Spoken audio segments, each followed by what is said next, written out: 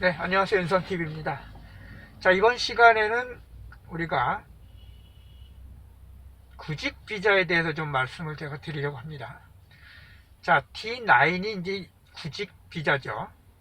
이 구직 비자는 통상적으로 이제 전문 직종들 E1부터 E7까지의 그런 전문 직종에 진출을, 구직을 하려고 하는 분들이 주로 구직 전에 그 구직 활동을 하기 위해서 받게 되는 비자가 바로 D10 구직 비자가 되겠습니다.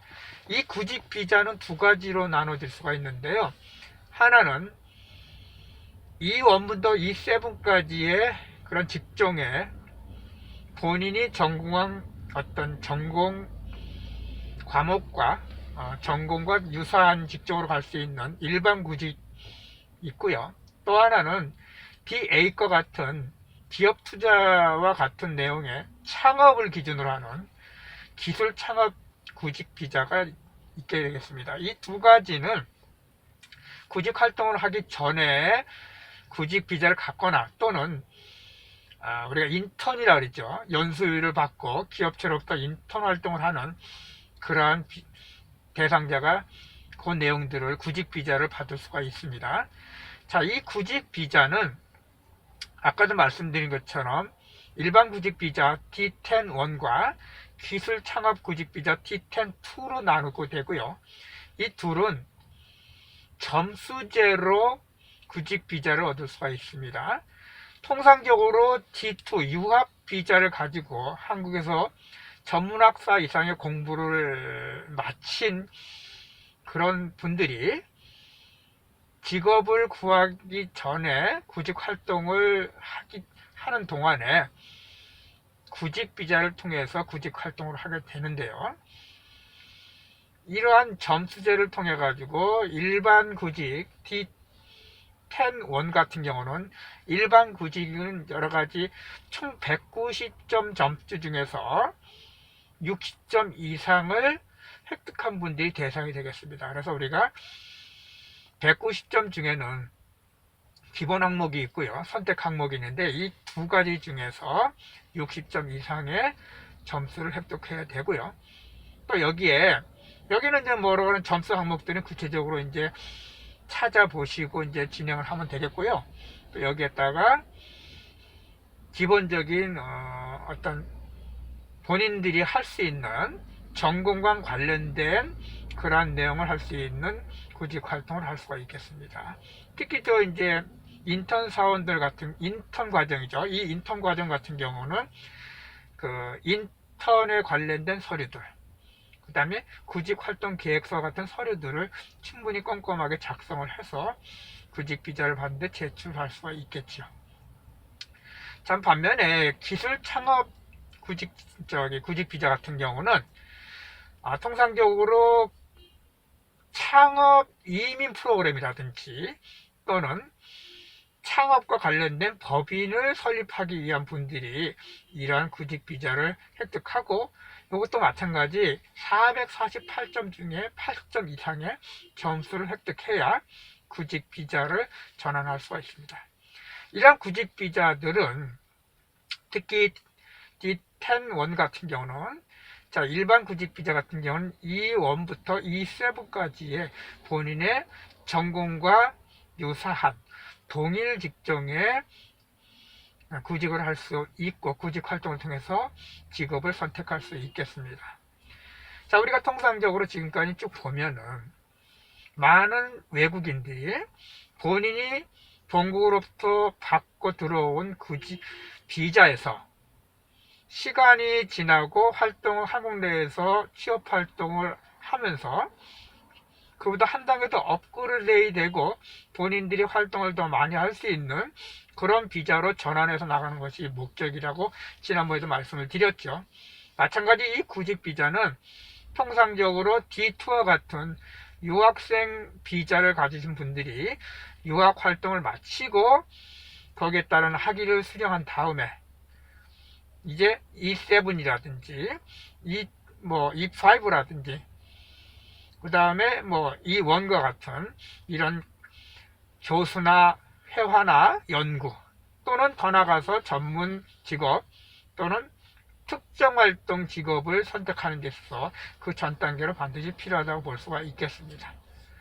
그래서 자, 이러한 구직 활동을 하고 구직 비자를 받기 위해서는 반드시 일반 구직 비자와 기술 창업 구직 비자는 점수제가 있다는 것을 아시고요.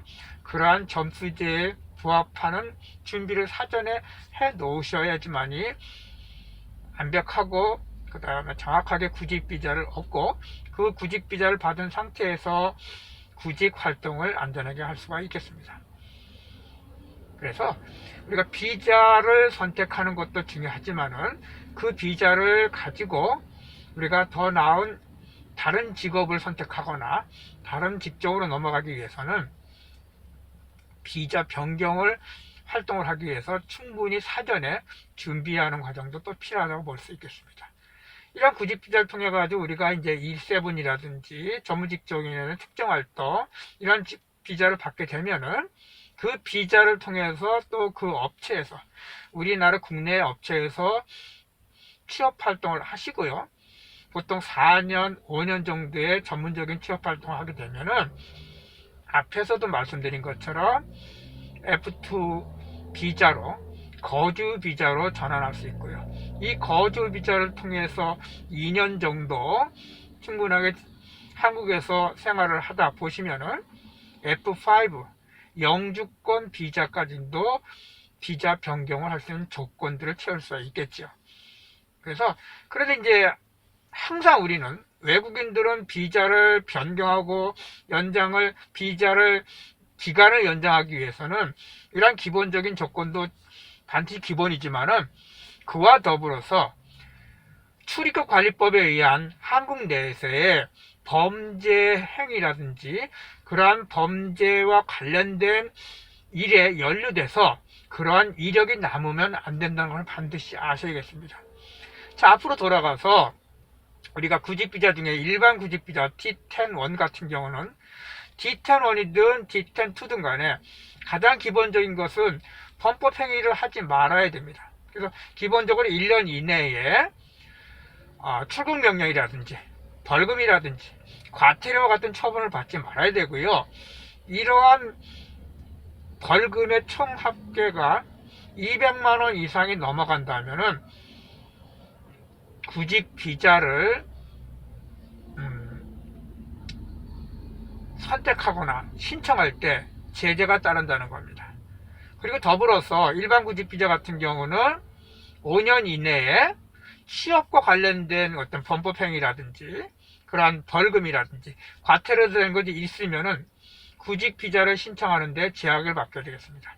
여기선 제약을 받는다는 것은 일반 구직 비자는 좀 더 까다로워서 40만 원 이상의 금액이 해당되면은 신청을 할 수가 없다는 걸 반드시 아셔야 됩니다. 그래서 항상 우리가 비자를 변경하기 위해서는 기본적인 조건이나 서류도 중요하지만은 그 전에 한국 사회 내에서의 여러 가지 사회 규범을 어기고 특히 출입국관리법에 대한 법률을 어기고 그에 따른 제재를 받거나 이력이 남아있다라면 비자 연장하는 것뿐만 아니라 비자를 변경하는 데서 굉장히 큰 어려움이 있다는 것을 아셔야 됩니다. 어려움이 있을 뿐만 아니라 불허가 되겠죠. 그러면은 한국 사회에서 내가 아무리 공부를 많이 하고 학위를 취득했더라도 내가 원하는 직업을 또는 원하는 만큼의 기간을 한국 사회에서 생활할 수 없고 직업 활동을 할 수 없다는 것을 반드시 아셔야 됩니다. 자, 오늘은 D10 비자에 대해서 D10 비자를 변경하는 내용과 그에 따른 필요한 조건들, 점수제겠죠. 그리고 제약 사항들에 대해서 말씀을 드렸습니다. 모든 비자가 마찬가지예요. 기존에 갖고 있는 비자에서 새로운 비자로 변경하고 그 다음에 그 비자의 기간을 연장하기 위해서는 각각의 어떤 조건들이 반드시 필요하고 그 조건을 충분히 파악하고 숙지하시고요. 준비를 하시고 그와 더불어서 한국 사회에서 여러 가지 합리적, 합법적인 생활을 지속적으로 해 나가야지만이 그러한 조건들을 충족해서 비자 연장이라든지 비자 변경을 신청할 수 있다는 것입니다. 자, 오늘은 T10 비자에 대해서 말씀을 드렸습니다. 네, 감사합니다.